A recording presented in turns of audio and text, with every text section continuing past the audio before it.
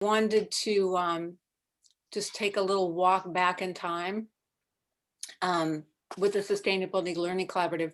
It came out of the toolkit use. So there were a number of states that used the toolkit, and about 4 years ago, Jill called together some of the leaders from those grants, including Sharon Johnson Grow, Cheryl Smith, and Amy Nazaire. And we all got together and talked about this group. Now, sustainability, when Arch does the surveys every couple of years about what people's priorities are, sustainability is the top, but actually no one wants to do it. they want it somehow to happen.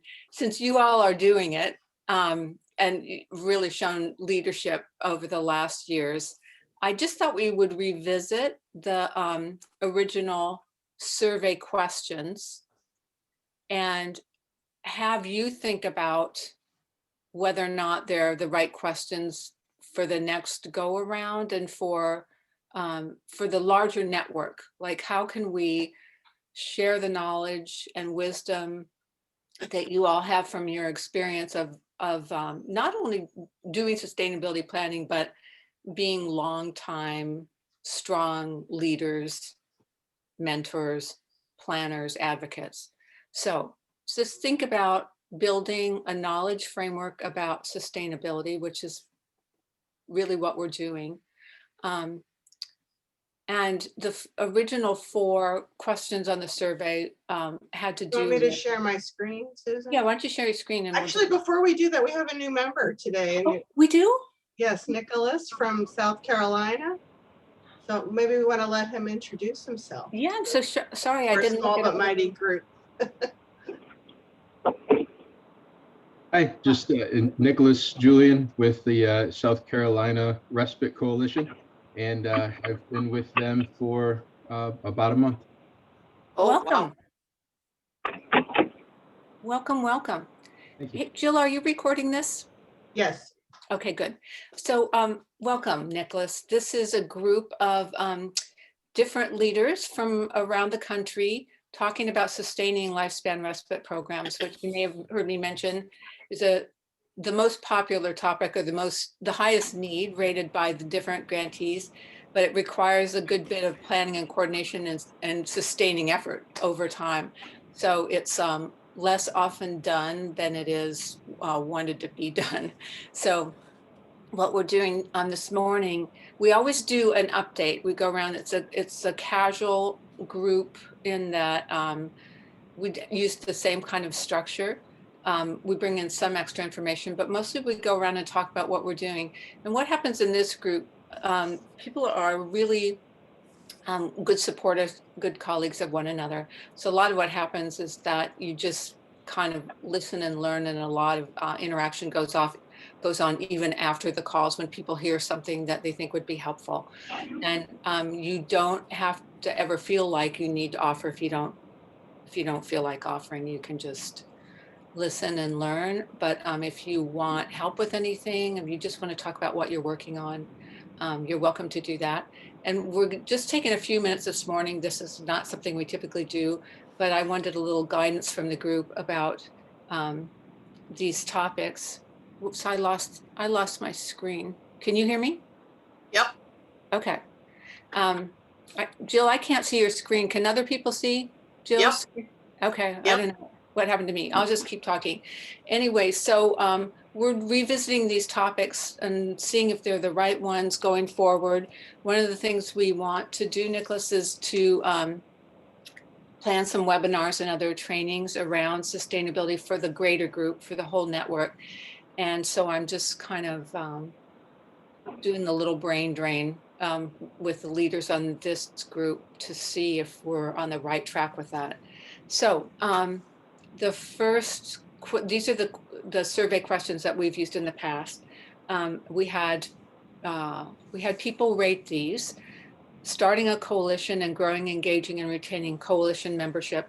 I looked back at the survey data from 4 years ago, and this was the rate. This was rated by the group at that time, by the network at that time, as the top priority. And then the second thing we asked about was logic model and sustainability planning. including all the things that those of you who have done sustainability planning know about, doing scans, needs assessment, using planning tools.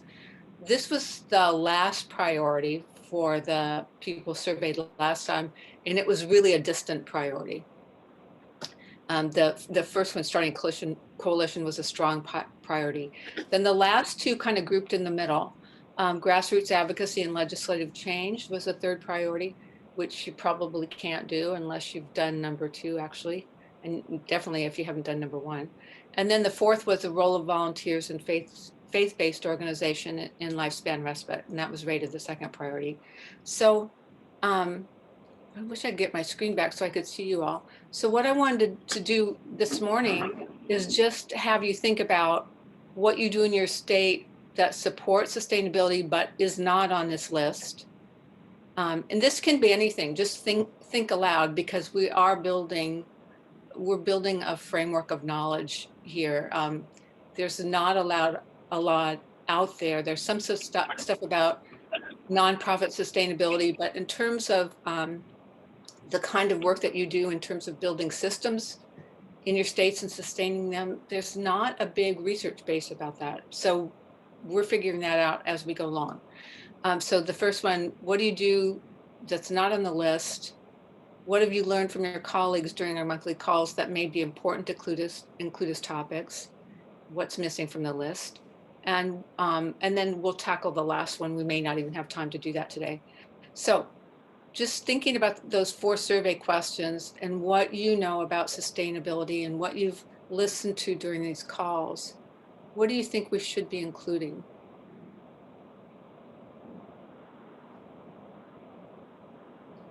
I can't see you. I'm sorry. I don't know what happened to my screen, but.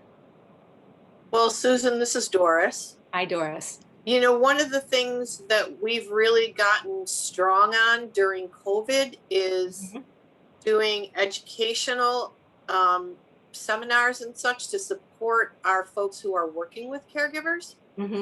So that's just been a big push, and it kind of came out of the fact that we couldn't do our sustainability summit and our caregiver summit, so we needed a way to reach out and kind of get that work done anyway. So we do monthly professional calls at this point, along with all our other education.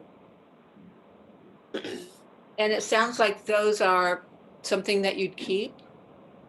Yeah, we're really considering that at the moment. And I'll do a plug, Jill, for the Diverse Elders Coalition.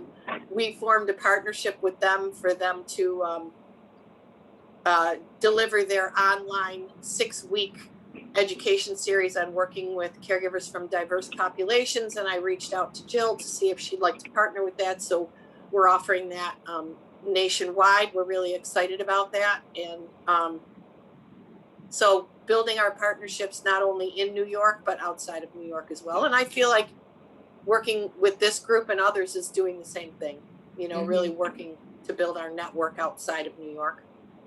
That's so interesting you're saying that, because I was thinking about this a few days before we meet. My mind just sort of goes over all the things that you've all done and the history of this group. And I was thinking, like yesterday, about how I'm starting to see those strong interstate partnerships. So that's great that you were talking about that. I think that really helps the national network. So, and bring this back to sustainability. So you're really sustaining local care providers. Yeah, we're supporting care providers. You're right. Okay. Because that's something, if you think about the toolkit, that isn't something that was specifically addressed unless you put it in your logic model, but it makes a lot of sense in terms of the knowledge framework. You want me to talk about my exciting logic model? Yeah, go ahead. So we're so excited to report that we have scheduled our next sustainability planning group with our core team, which for us is the New York State Office for the Aging, the Monroe County Office for Aging, and Lifespan, who manages the coalition. We've engaged Dr. Caprio again, and we're doing 2 half days next week. And I had a meeting with Tom yesterday, Dr. Caprio, sorry, to really flush out what we're going to be doing, but we are really excited about re-engaging in this project. And I actually have my toolkit sheets in front of me that we'll be using. So Oh, we're still great. at it. That's fantastic. So we should, for those of you who haven't been with us from the beginning or early on, we were using the sustainability toolkit that was first used by, I think, 6 grantees as part of an initiative, a sustainability initiative, and there 6 people applied, and or, I mean 6 people were awarded grants, and they used this toolkit with varying degrees of success because it takes a very good toolkit, but takes a real strong, sustained commitment to use it. Would you say that's true, Doris? You have to kind of be. I would say it's kind of wieldy, and we were just fortunate enough to find a facilitator that could really cut to the chase and get what we needed out of us. Yeah. And the facilitator, he presented at the Arch Research Summit, Dr. Caprio, and so he's really, really smart. Yes, he is.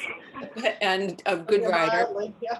The other thing I would say about them is so kind and personable, which makes it, I imagine it makes him really easy to work with. He's just great to work with. Yeah. And he's practical. He's like not, at least in his research presentation, he's not so lofty that there's a huge distance between the evaluator and people who are part of the process, which I hope are like, caregivers and providers as well as, higher level administrators and academics. He's great to work with, and he's been working on the project as our project evaluator since day one. So he knows us really well. Yeah.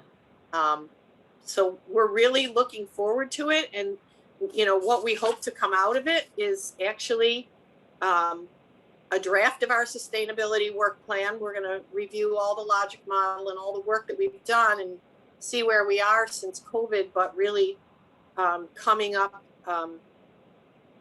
with a draft business plan, which is kind of our goal, and accountability for actions and next steps, and the planning of our next sustainability summit, which will be virtual. Okay, that's fantastic. You always get me thinking. One of the things I'm looking at those original 4 questions, the logic modeling and sustainability planning, which I think is so critical, but which is the thing that people don't want to tackle. So when we teach that, I mean, you just said some things that I think are really important. I said something about what kind of person you choose for as a facilitator, that makes a difference. But you said he was with us from the very beginning. And I wonder if that's not important. It sounds like it might be really important that that person facilitating is also understanding really where you're coming from and is invested in you, and not just, parachuting in to do this one thing and then leaving. Okay. So anyway, building a knowledge framework is a lot of speculation, but that might be a good theory. So that was great. That was a good update and a good discussion about topics to include. Anybody else? What do you think about those 4 questions? Are those the questions we should be asking the network as a whole?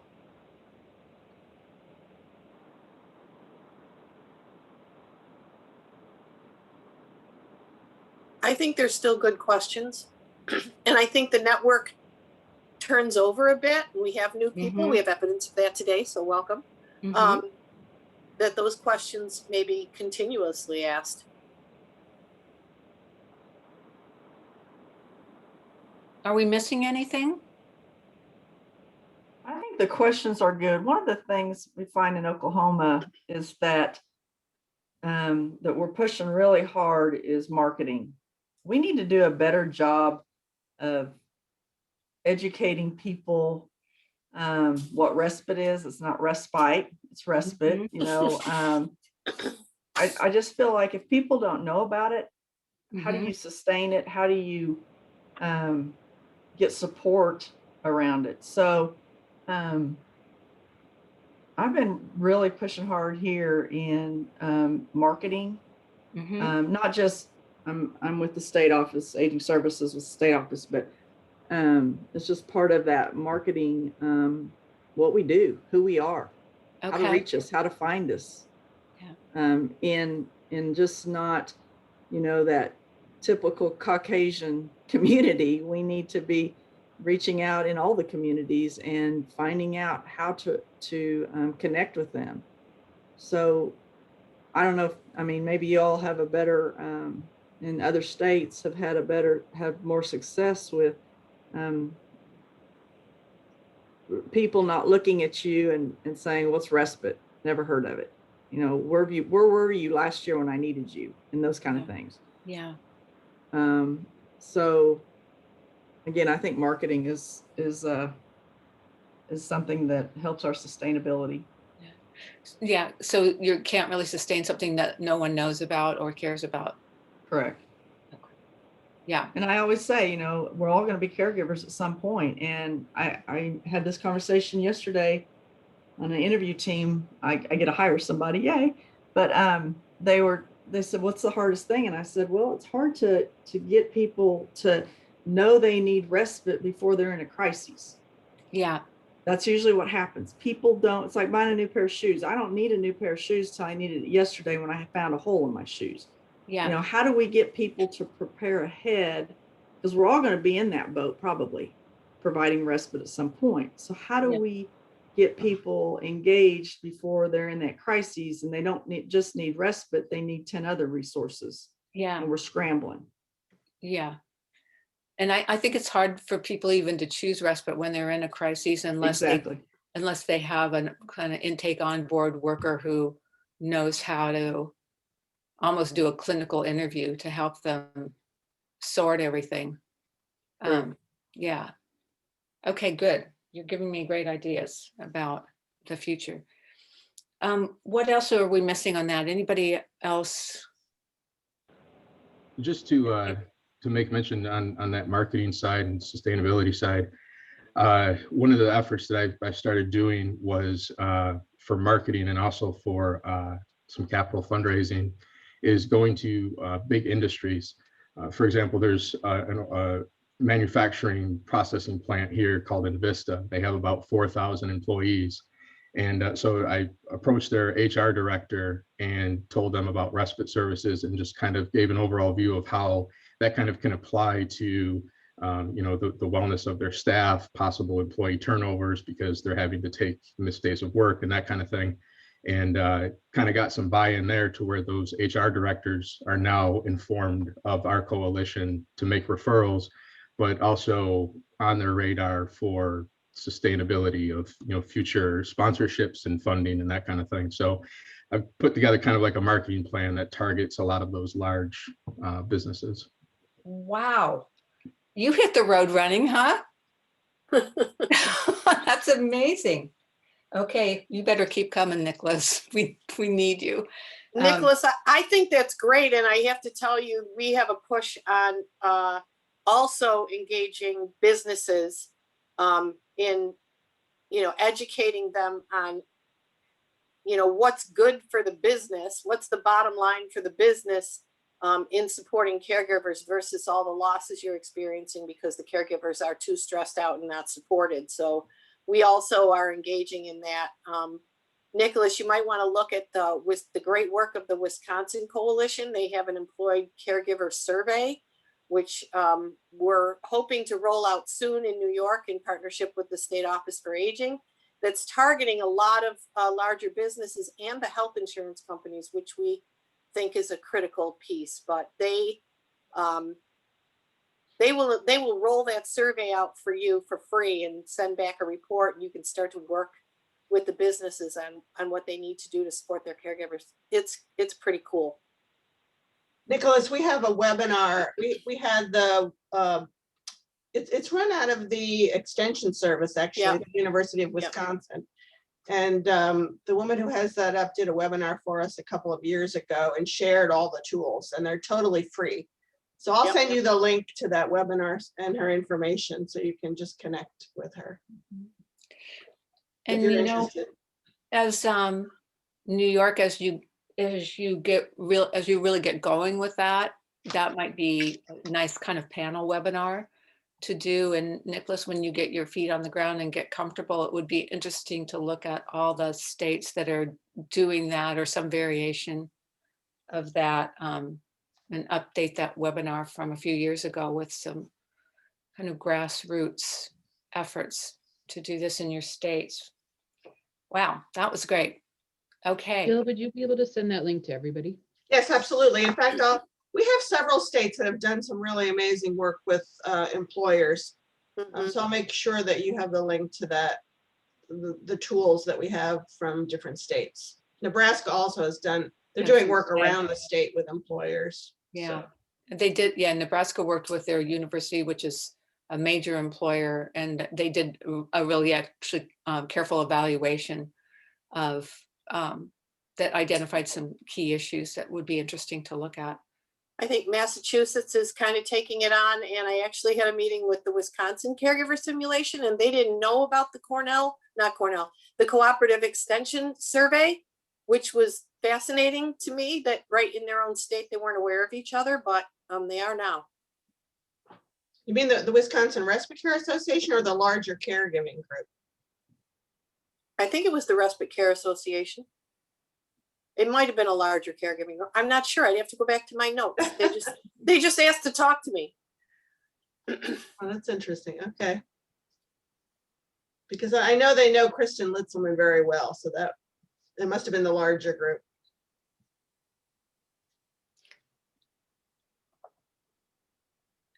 Okay. Anything else? This is a great discussion. It's given me a lot of good ideas. I'm just going to throw in something I learned this last week. I had a call from the RR Foundation, the director. I can't remember her name right off the top of my head. But they were reaching out to a bunch of the caregiver coalitions across the country. Jill, are you aware of this? Well, I know about it used to be the Retirement Research Foundation. And I know they're doing a lot of caregiving work. Is that who it is? They are doing a lot of caregiving work, and we just happen to find them in, kind of an internet search looking for funders. I send out their grant and You did, right.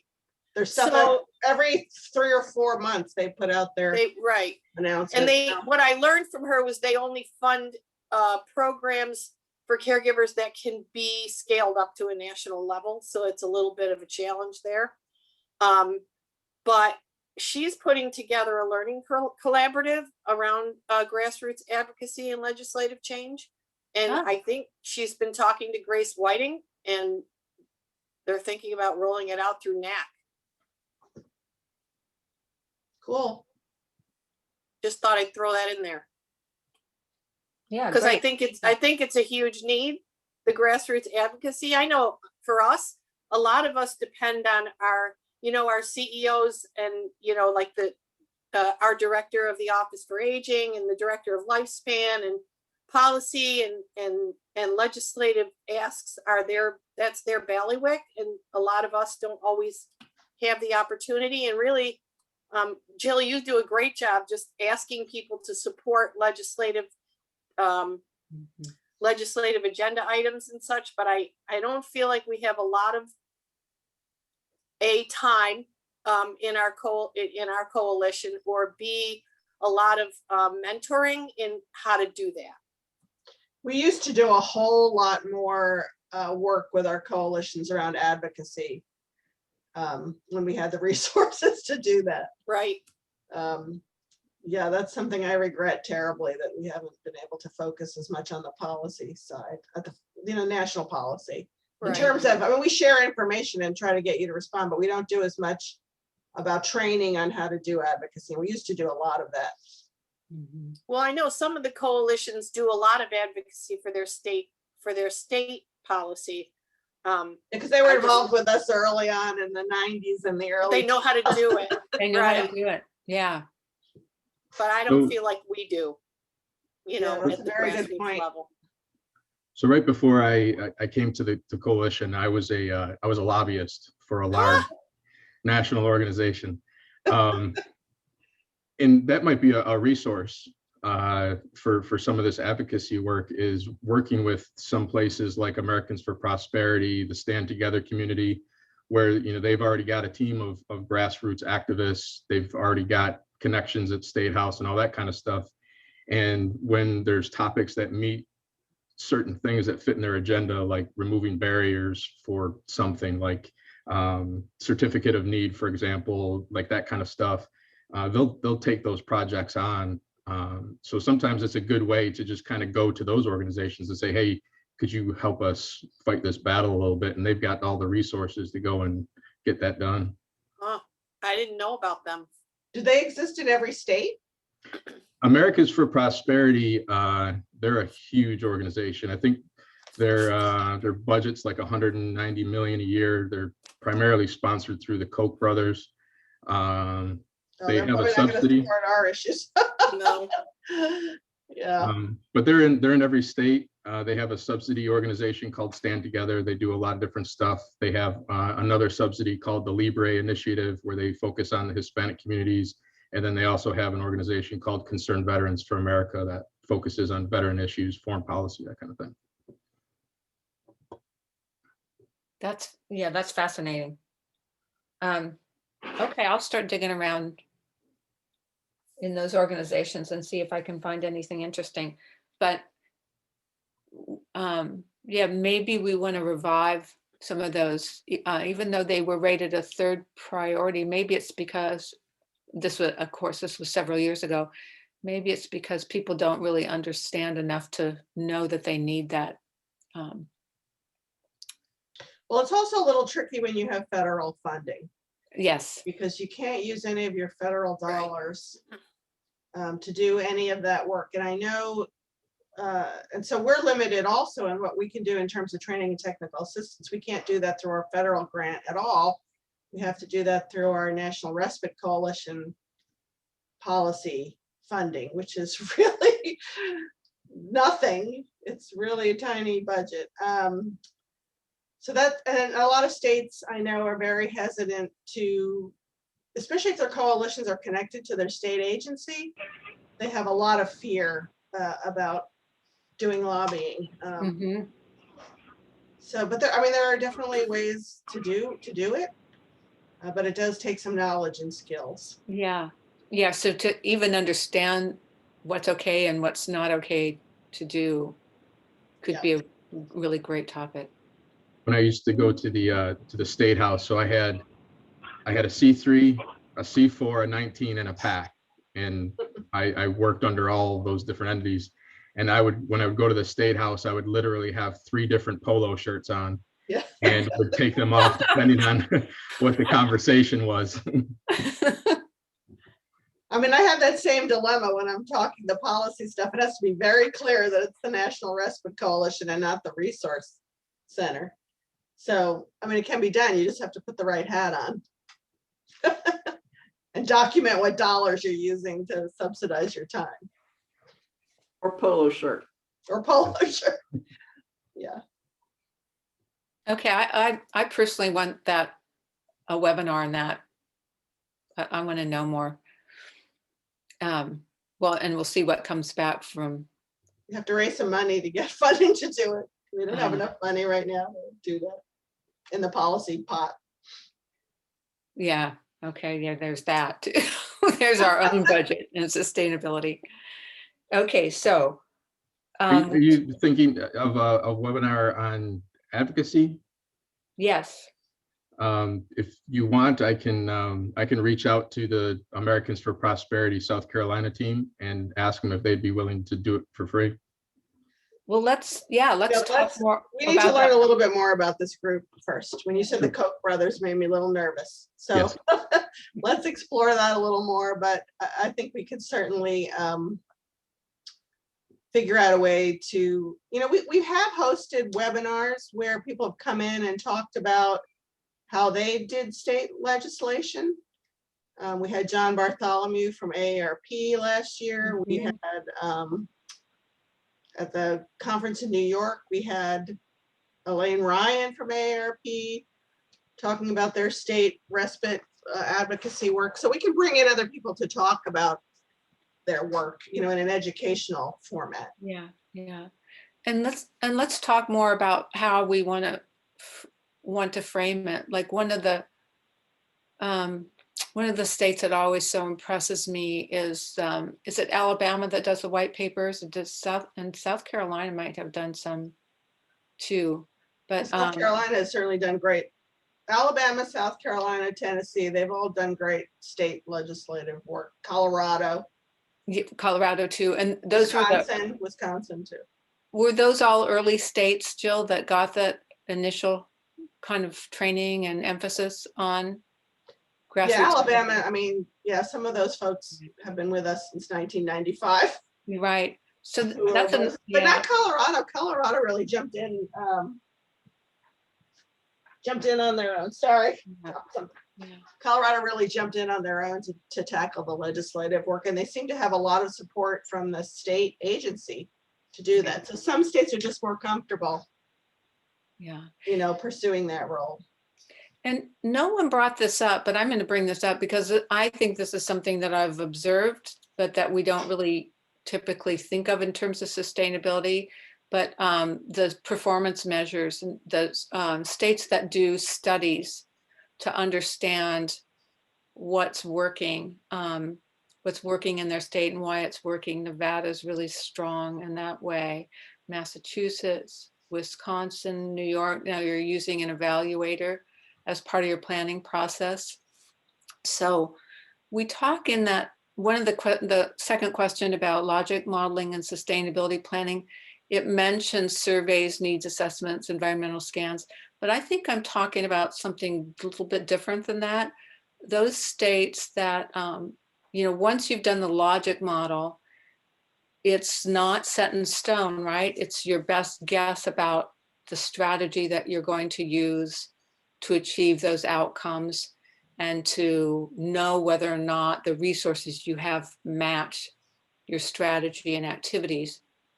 But then you have to measure as you go. You have to know, are the resources enough? Are you meeting your goals on time? How do you have to alter your goals? And so I always think that Cassandra Furman is holding the quarterly performance measure groups. And we don't really state that explicitly with sustainability, but I personally think there should be a really strong link between that measurement and what we're doing in sustainability, so that, and it also feeds into grassroots advocacy and legislative change, because I don't know how you argue for something if you don't have any numbers or any descriptive information, and hopefully even more information about effectiveness, the worth and merit of what you're doing. So I'm not sure how to frame a question for that around sustainability, but what do others think about that? Is the measurement piece important to you in sustainability? Not so much? I don't know if Abby's on the line, but when it comes to tracking our activities to make sure that we're on track, particularly with our work plans, which of course align with our sustainability plan. We do a monthly tracking log where we all have access to it, and everybody puts in whatever they've been doing in that month. That way we can call out, on a monthly basis, what's not being addressed, where are we falling behind, where do we need to take action. Abby, are you there? Because she put together this great tool. And yeah, I'm here. And we use it, and not only that, but Dina has to write all the reports to ACL, so all that data is right there for her, and it's just a growing kind of document. I think that got shared. I think that got shared in the Performance Measurement Collaborative. Yeah, I was just going to say I shared that with Cassandra in that collaborative. Yeah, it was great. That's why there is overlap. And in fact, I'll put a little plug in that Leanne Winchester is going to do a presentation at the next Performance Measurement Collaborative on their work evaluating collaboration. So that certainly pertains to the work you're all doing around sustainability. Yeah. So that was a great example, Doris and Abby, for doing that, which brings me to another topic that I observe in all of you that's not on that list. And but I think it's important. I just, I'm of that age where I'm reflecting back on my career and what has been, when I've had successes, how those have come about. And I've had mentors, a number of mentors. I think like knowing yourself and what your skills are, I'm a kind of a middle management person. And I've been in leadership positions, but not the top leadership position. And I don't think that I would be good in a top leadership position, maybe because I'm a middle child or something. But so I've had my advisor from my master's and doctoral program was kind of the grande dame of early childhood special education. I still use things that I learned from her all the time in my work. And then a woman, when I ran a respite program, a woman that Jill also knows, Jean Phelps, and she taught me a lot about sustainability, about the importance of not just bringing money in when it doesn't match what you want to do, and having all your ducks in a row before you bring money in so that it's well used. I mean, all these little lessons that were so important, many more lessons than that. Oh, the grassroots support. She was amazing. And also she was an amazing advocate. And then I worked with a woman named Cecile Lindquist, who wrote the first legislation for education of children with disabilities for public schools. She was the cousin of the governor of New York, of Washington State. When she was in college, she actually saw a cousin with Down syndrome who couldn't go to school, and she thought it was outrageous. So she actually worked over the years and found a lawyer in law school and wrote the first legislation, which was the model legislation for the federal government.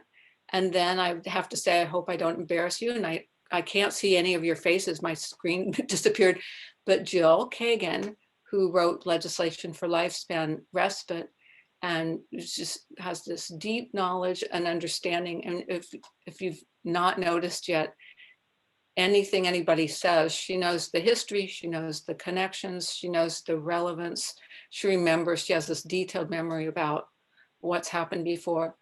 All of those, in my case, all of those women have supported me and taught me and given me some autonomy.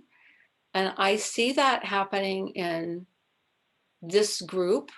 And I think the states that are strong, my personal observation, Doris just gave an example of like how they're in New York State is tracking, and she immediately hands it over to Abby to talk about it, because every person has a part that's integral to the success.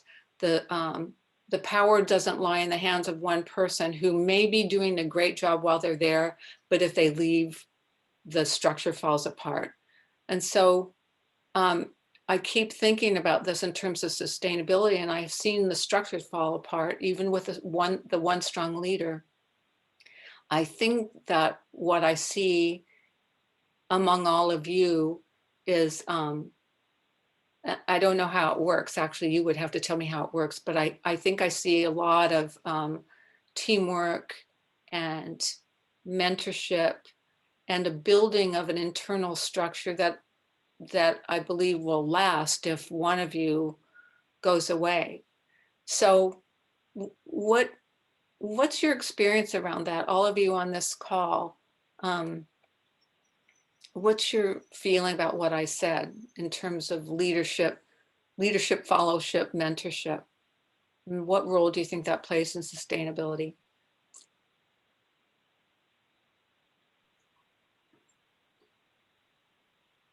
Well, it's huge, I think. And this is Nadine, Oklahoma. We've talked about this before. I know I've been in this role for like 9 years now on the Lifespan Respite Grant. And it's funny how things come around. I I know we've talked about if I left, who would be there to kind of pick up the pieces, and that's a huge question. But unfortunately, I've been assigned 4 other grants, which is big, Mhm. going from just lifespan to 4 other different grants. So it's been a good thing because now I can hire somebody on the lifespan respite grant, which I did yesterday, and she'll take that role and roll with it. And so now there'll be 2 of us instead of Oh, just that's one. exciting.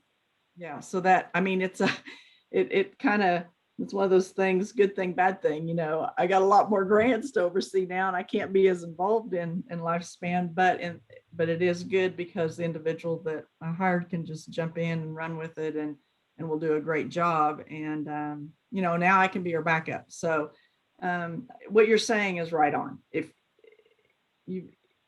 If I for some reason left, and again, it's not tooting a horn or anything, but nobody else knows this. And so I've kind of been working to get it, but it's been a long time coming, but it's here. And even my coalition partners, I mean, if somebody had to pick it up, it'd be tough because they don't see all the little things we all do on the backside Right, that actually make it happen. right. And, we don't really know how, I don't think that we've articulated how it works, that, how the mentoring works. And one of the things that I've noticed among states that seems strong to me is that they'll often have more than one person on the phone call, or they'll have somebody step in for another person rather than like if the lead, in some places, if the lead's not there, nobody's there. Mhm. And I always wonder, well, do you not have someone, or do you not trust that someone to, participate and bring back information and share information? So, I mean, I think we have a lot to do, a lot to think about, to unpack how it works well. So it's definitely having like more than one person, but also what are their roles and responsibilities, how to communicate, the performance measurement, the tracking that Abby designed for New York is like, I think, a great example of a tool that could facilitate leadership, mentorship, information exchange. So just rambling here, thinking aloud. You all get me thinking about that. Susan, Okay. maybe since we only have 15 minutes left, do you want to let folks who haven't had a chance to speak today, or let everyone do a quick update? Yeah, I'd love a quick update. We've already learned a lot about what you're doing, but Nadine, what is going on? What else is going on in Oklahoma? And I don't have people in, I can't see the screen, Jill. So if you want to If call you out. hover along the bottom, can you not bring up your menu? No, you know what happened? All I have is the Zoom, the launch Zoom thing. The whole other screen. Well, look down in your tray at the bottom. Do you have something that looks like a little Zoom camera? Oh yeah, there we go. Jill, Wow, maybe you learn push- something new every day. Technology. Technology is for those of not us- my friend. That's fantastic. Okay, Can now you see let's. it now? Yeah, I do. Now I can see the gallery. Okay, wow. Hello, everybody. So Nadine, you hired somebody. What else? Well, going that's on the in main Oklahoma? thing. And I'll let others speak because I've spoke quite a bit. Just, getting somebody hired full-time to take over that grant's going to be huge for me. So that's big in sustainability because I've been kind of sidetracked for a few months, but that's big. We've got a lot of things, not that we've gotten behind, but there's so much more I want to do. And now I'll be able to do that. I'm excited for you, and we'll be excited to hear how that goes. Yeah. And bring your friend along with you next Oh, time. she will. You probably already know her, but you'll Okay. meet her more. Okay. Okay, great. And let's see here. Brooke, what's going on there? Not a whole lot. We are running some commercials talking about we talked about marketing earlier, about the importance of respite and how to get respite. We Also had planned for a traveling roadshow to recruit respite providers across the state of Montana. But with COVID, we had to put a halt on that. So then we transferred our great ideas into an online training curriculum that we are just about ready to wrap up. And then we'll be able to post that on our website so that respite providers at any time can hop on there and take the training and get registered on our website. And I think that that will help with sustainability in the long run, because people could always go on that respite and private pay for those services as well. The funding might not be there, but it is, I think, a good sustainability effort. And I think that our goal really moving forward in the spring is to really get people registered on that website and get the trainings going. Like I said, we're still just wrapping up the recording of the trainings, but that's something we're pretty excited about. So talk about the development of those trainings, like content, and did you work alone? Did you have a partner? Vicki Clear is the respite director here at DEEP. And she does the Lifespan Respite Voucher Program. And so she talked about the voucher program. She talked about the historical, how we got Lifespan Respite into Montana. We talked, and then I talked a little bit about professionalism, reporting abuse and neglect or exploitation, and how it's really helps people actually get the help they need. Because you know, sometimes people don't realize they need help until somebody else comes into a situation, because you know, that's what respite's all about.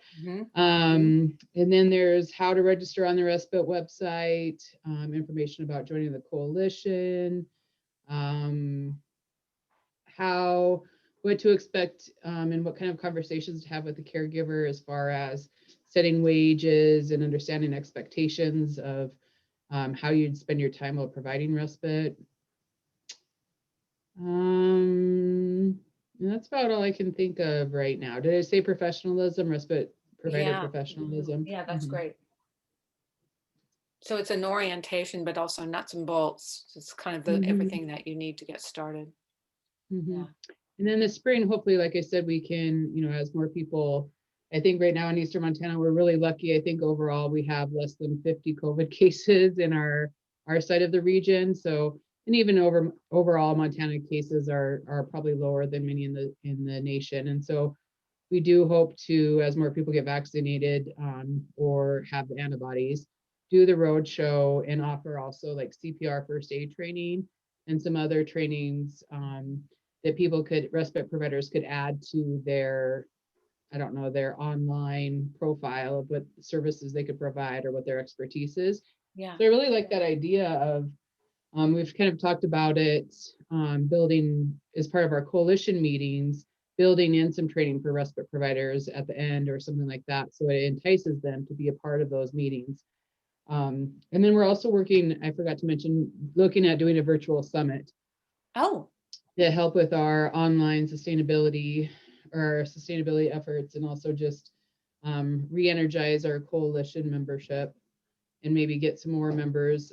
During COVID, there was a lot of changing of people providing services and staff that were active in the coalition. Either they retired or somebody else has replaced them or they've moved on completely. So just trying to get all those people back together and get them excited about respite so that we have those sustainability efforts, kind of the grassroots efforts. We're planting the seeds for the grass is what we're trying to do there. That's great.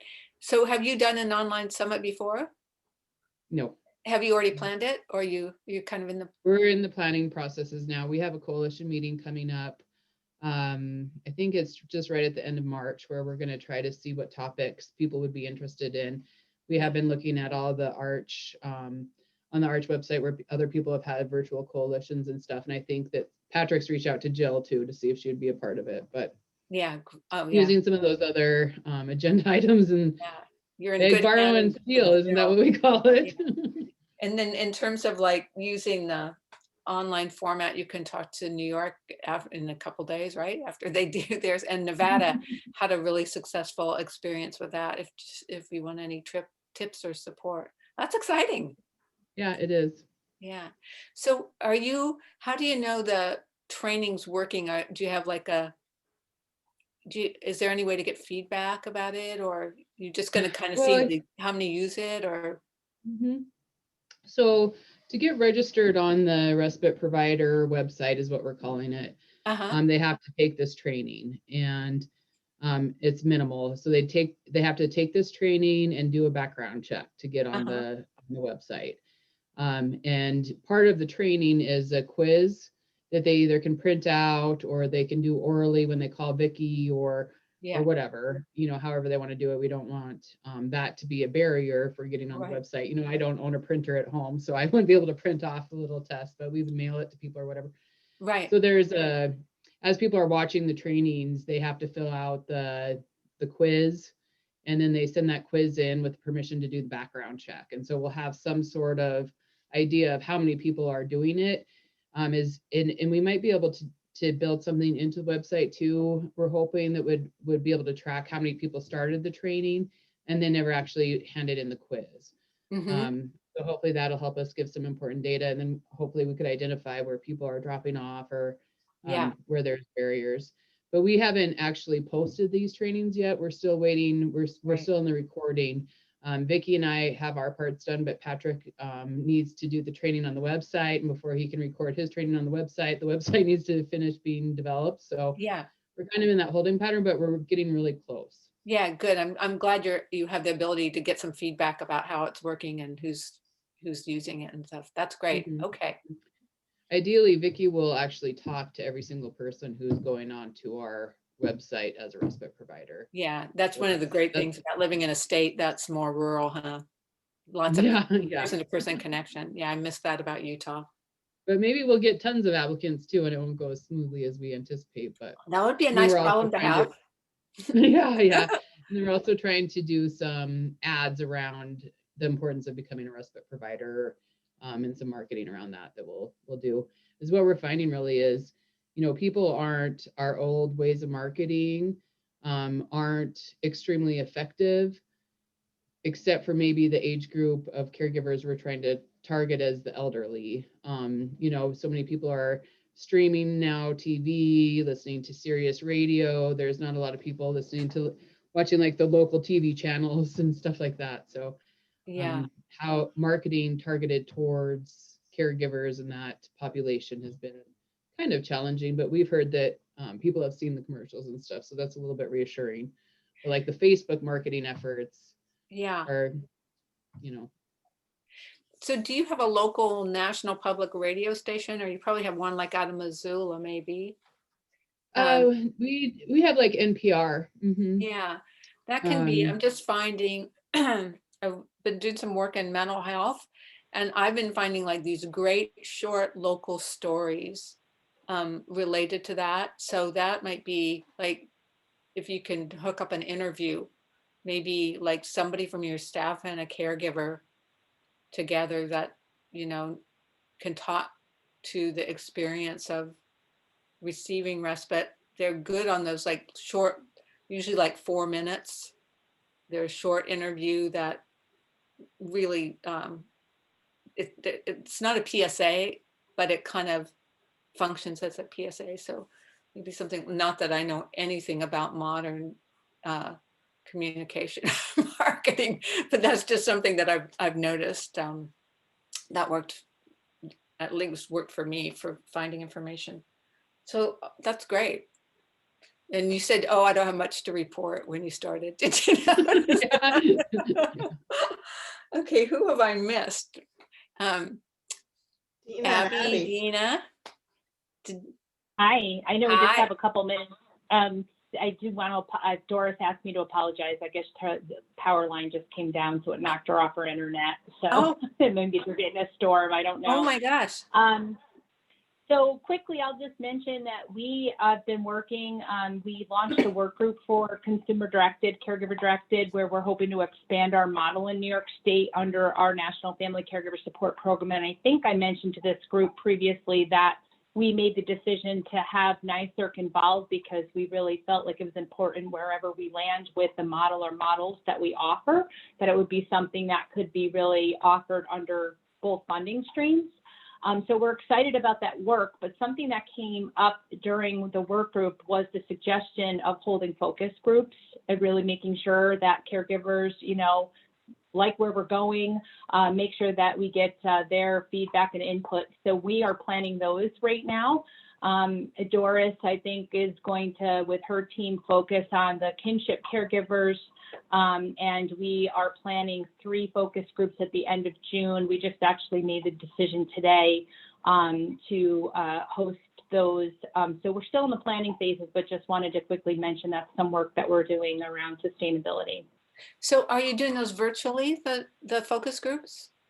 Yeah, so one of the things we talked through today was, because we weren't sure if we wanted to do it by, like age cohort, or of course, our rural areas versus those in the city. So we kind of landed where, if we're going to do 3, we're thinking we're going to do 2 virtual, with still focusing one on our caregivers that, are in the rural areas, and one that are more in the cities. And then the other one, the third one, will probably be a mixed group, but will be for those who don't have access to internet and want to just do it through teleconference, so that we're making sure, just taking into consideration, not everybody has access. So yeah, so we're excited.